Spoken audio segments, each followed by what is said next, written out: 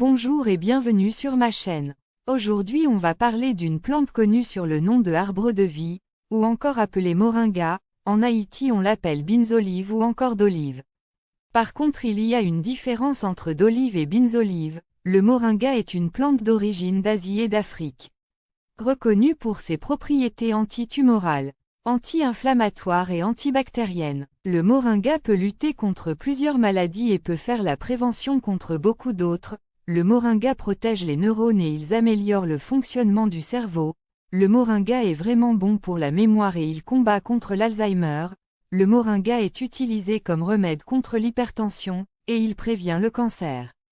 Le moringa est une excellente remède contre l'anémie. Le moringa est utilisé contre beaucoup d'autres maladies d'où son nom arbre de vie.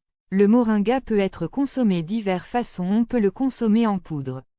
On peut le sécher pour faire des infusions et on peut aussi consommer la feuille comme tous les autres légumes verts.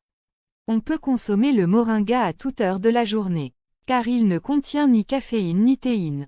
Le moringa est rempli de protéines naturelles. Le moringa est excellent pour les yeux et les cheveux car il contient de la vitamine A et de la vitamine E. On peut consommer environ 2 à 5 grammes de moringa en poudre par jour. Parfois on dit que le moringa est aussi une bonne remède contre le fibrome.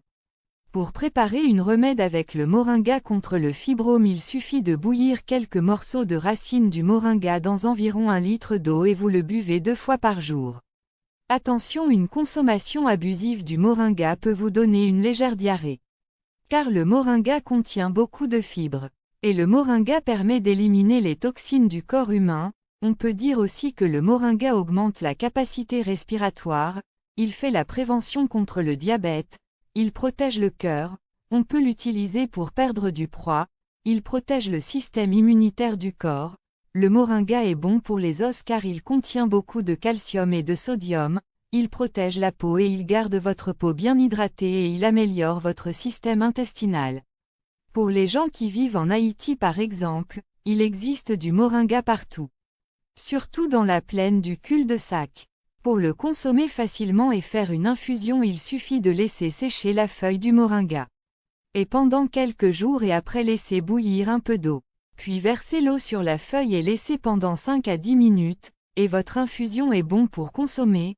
Pour la consommation en poudre, il suffit de laisser sécher le moringa pendant 10 à 20 jours et après le mixer pour le rendre en poudre. C'est tout pour la vidéo d'aujourd'hui.